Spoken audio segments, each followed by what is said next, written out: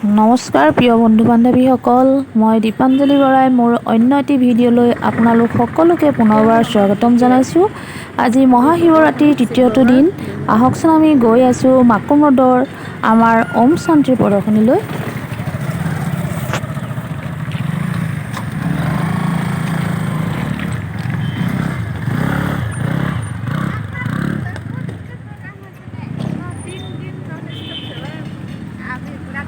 आप इनसे ले लीजिए।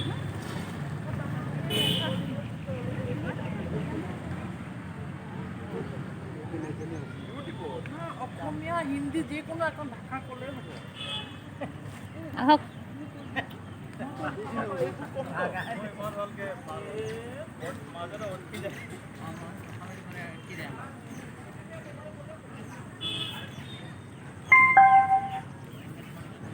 এয়া হ'ল সোমনাথ মন্দিৰ গুজৰাটৰ। সোমনাথ মন্দিৰ গুজৰাটৰ, এইটো গুজৰাটৰ লিংগ হয়।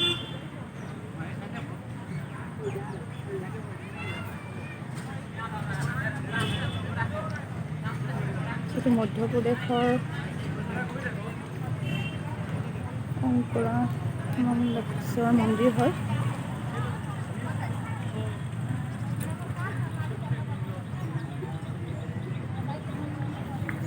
ओम शांति।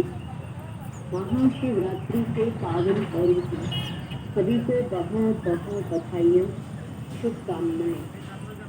परम पिता परमात्मा को जो सर्व की कल्याणकारी ইয়াৰ শ্ৰী বৈদ্যনাথ মন্দিৰ, पावन ঝাৰখণ্ড।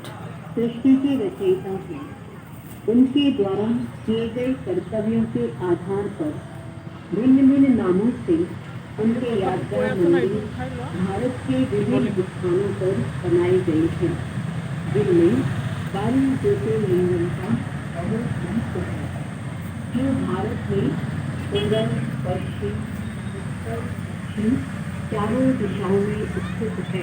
नागेश्वर मन्दिर गुजराटर হয়। এই হ'ল নাগেশ্বৰ মন্দিৰ, গুজৰাটৰ হয়। और 20 फरवरी को मां कुमारी के द्वारा तिनसुकिया में मासूम रोड में 21 वर्ष से এইটো মহাৰাষ্ট্ৰৰ ভীমাশংকৰ মন্দিৰ। এই হ'ল ভীমাশংকৰ মন্দিৰ, মহাৰাষ্ট্ৰৰ। आयोजन किया जा रहा है।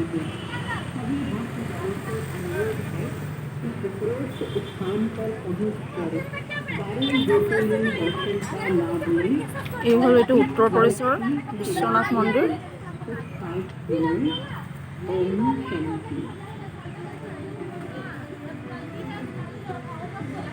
এইসকল চাওক কিমান ধুনীয়া মন্দিৰ।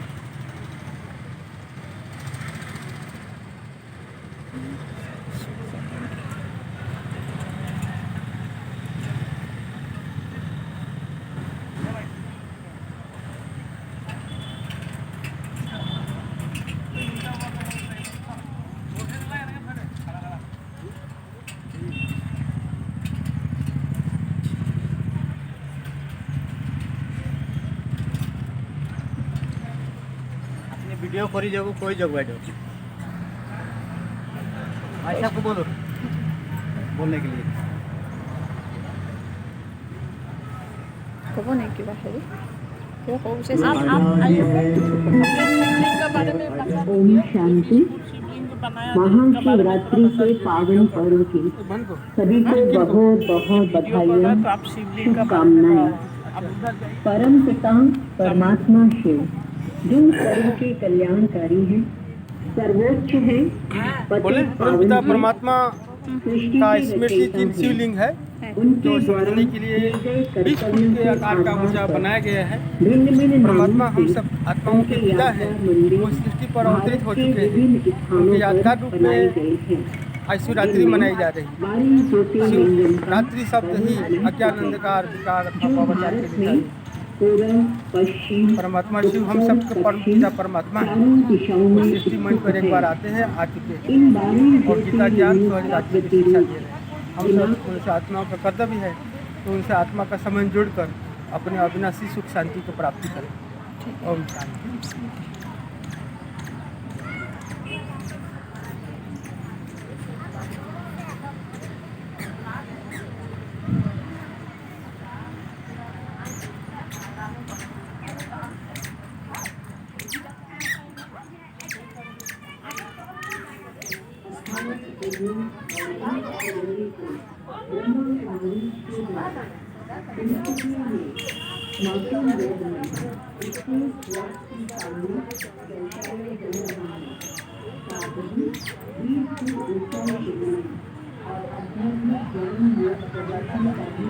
आयोजन किया जाने वाले सभी भक्त जनों को अनुरोध है कि प्रत्येक स्थान पर पहुंच कर दान देते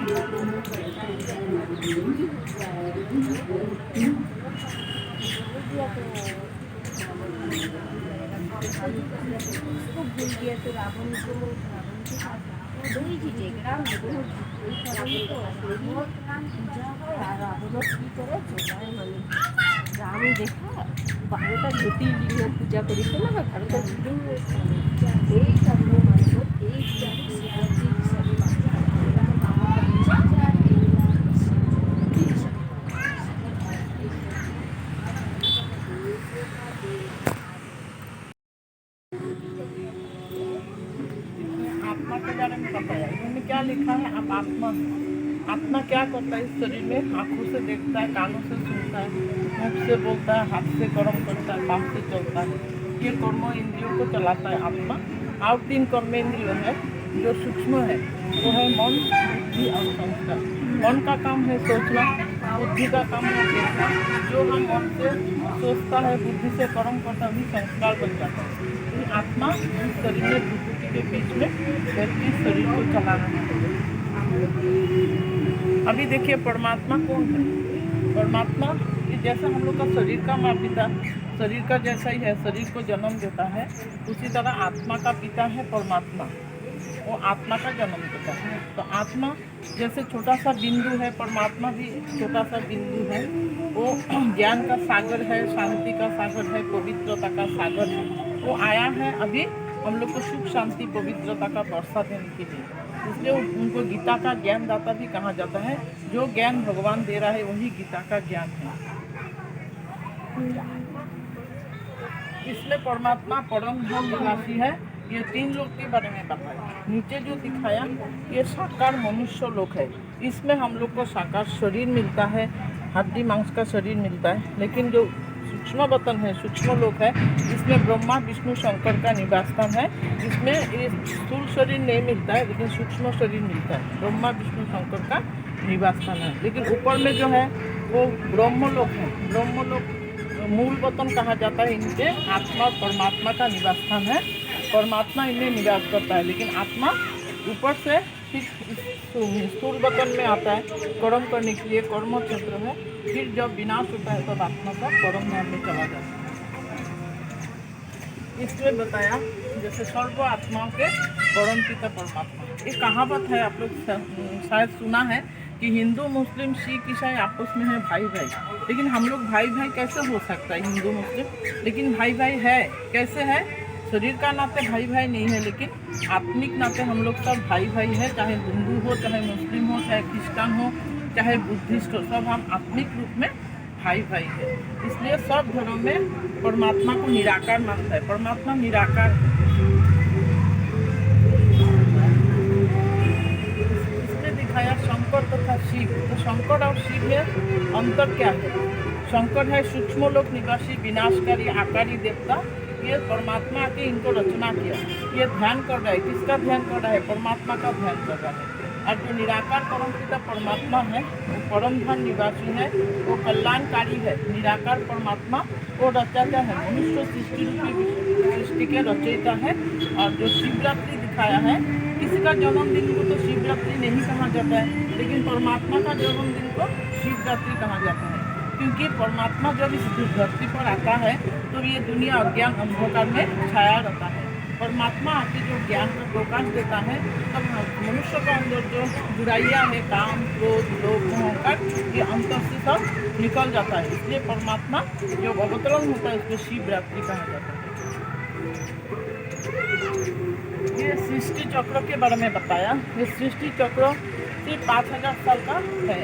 ये 5000 साल में बात बहु रिपीट होता है। एक एक युग का आयु दिखाया। सत्य युग का 1250 वर्ष, त्रेता युग का 1250, द्वापर युग का 1250, कली युग का 1250, और जो अभी जो समय चल रहा है ये संगम युग कहा जाता है। ये संगम युग 100 साल का है, तो सारा मिला के 5000 साल होता है। तो आधा है स्वर्ग, आधा है नरक। सत्ययुग त्रेता को स्वर्ग कहा जाता है, द्वापर कली युग को नरक कहा जाता है। भगवान अभी आया हुआ है, आके ये 2 युग को स्थापन कर रहा है, सत्ययुग और त्रेता युग। और द्वापर कली युग रावण ने स्थापन किया, इसलिए इसको रावण राज्य कहा जाता है। द्वापर कली युग को सत्ययुग त्रेता युग को राम राज्य कहा जाता है। इसमें दिखाया कि भारत के उत्थान और पतन के 84 जन्मों का अद्भुत कहानी है। तो कहानी का जैसे इससे बताया, जैसे सीढ़ी जैसा दिखाया। सीढ़ी में जैसे हम लोग ऊपर से नामता है तो हम लोग को कोई दिक्कत नहीं होता है, सांस नहीं खुलता है, लेकिन नीचे से ऊपर उठने में हम लोग को सांस खुलता है। इसका मतलब है हम लोग अभी ऊपर में जाने वाला है। अभी हम लोग जो है संगम युग में, संगम युग के बाद फिर सत्ययुग आ रहा है। तो सत्ययुग क्या है? वो सतो प्रधान देवी देवताओं का वासस्थान है। तो उसमें हम लोग 8 जन्म लेता है, त्रेता युग में 12 जन्म लेता है, द्वापर युग में 21 जन्म लेता है, कली युग में 42 जन्म लेता है। सारा मिला के 84 जन्म। ये 84 जन्म का अद्भुत कहानी है। इसमें दिखाया कि राजयोग का आधार तथा विधि क्या है। देखिए, दुनिया में 2 प्रकार का योग होता है, एक है राजयोग और एक है हठयोग।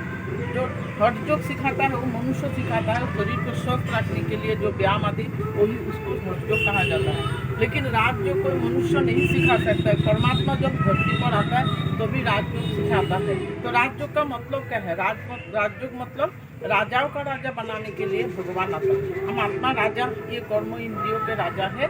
जब ये आत्मा इस शरीर के कर्म इंद्रियों पर कंट्रोल होता है तो भी हम राजयोगी बन सकता है। तो राजयोग जैसे शरीर का माँ पिता जैसे शरीर का जैसा होता है, लेकिन आत्मा का पिता आत्मा का जैसा होता है। तो जब हम लोग आत्मा समझ के परमात्मा को याद करता है तो भी उसको राजयोग कहा जाता है। और शरीर समझ के अगर परमात्मा को याद किया जाता है वो राजयोग नहीं कहा जाता।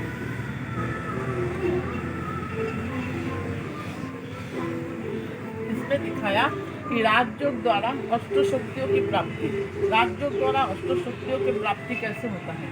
जैसे राजयोग का अर्थ है आत्मा का साथ परमात्मा का जो मिलन, इसको ही राजयोग कहा जाता है। परमात्मा सर्वशक्तिवान शिव परमात्मा है, उनका साथ हमारा आत्मा का जब संबंध होता है उसको राजयोग कहा जाता है। तो राजयोग से अष्ट शक्ति कैसे प्राप्ति होता है? जैसे पहले विस्तार को संकीर्ण करने की शक्ति मिलता है, सहयोग की शक्ति मिलता है, सामना करने की शक्ति मिलता है, निर्णय करने की शक्ति मिलता है, परखने की शक्ति मिलता है, समाने की शक्ति मिलता है, और सहन करने की शक्ति मिलता है, समेटने की शक्ति मिलता है। ये बहुत विस्तार का है। अब एक एक को जब सुनेंगे तो आपको समझ में आएगा कि राजयोग से कितना शक्ति मिलता है। ये तो अष्ट शक्ति के बारे में, लेकिन इससे बहुत ज़्यादा शक्ति मिल जाएगा। इसमें दिखाया कि जैसे हम लोग स्कूल कॉलेज में जो पढ़ता है तो बचपन में जब टीचर हम लोग को पूछता है कि तुम बड़ा होकर क्या बनोगे, तो हम लोग बोलता है कोई डॉक्टर, कोई इंजीनियर, कोई वकील, कोई बिजनेसमैन। लेकिन यहाँ भी ईश्वरीय विश्वविद्यालय भगवान इधर सबको एक ही जैसा पढ़ाता है। हम लोग जितना परमात्मा का स्टूडेंट है राजयोगी, तो उनका सबका एक ही लक्ष्य है, हम नर से नारायण, नारी से लक्ष्मी कैसे बने। तो नर ऐसा कर्म करे जो नारायण बन जाए, नारी ऐसा कर्म करे जो लक्ष्मी बन जाए। कर्म के ऊपर सब कुछ है। कर्म ऐसा किया था जो ब्रह्मा बाबा, जगदम्बा, सरस्वती, इन दोनों ने इतना अच्छा कर्म किया जिसका लिए उनको लक्ष्मी नारायण बन गया। तो लक्ष्मी नारायण कितना घर घर में क्यों पूजा हो रहा है? क्योंकि इतना होता है कि जैसा कर्म के अनुसार ही हम लोग गायन पूजन होता है। जो जैसा कर्म करता है वैसा ही उनका पोस्ट होगा, पद होगा। मतलब इसलिए लक्ष्मी नारायण हम लोग का ये लक्ष्य है। हम लोग ऐसा बन सकता है, जैसा पुरुषार्थ करेंगे वैसा ही बनेंगे। ओम शांति। Thank you. मारि दिছোঁ দেই, চবকে অকণ অকণ দেখাইছোঁ আৰু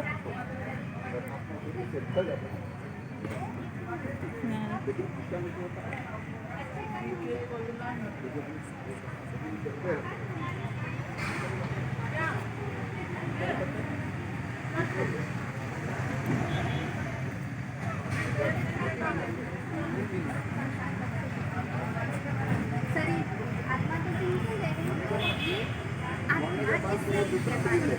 आत्मा इस शरीर में कहाँ रहती है? ये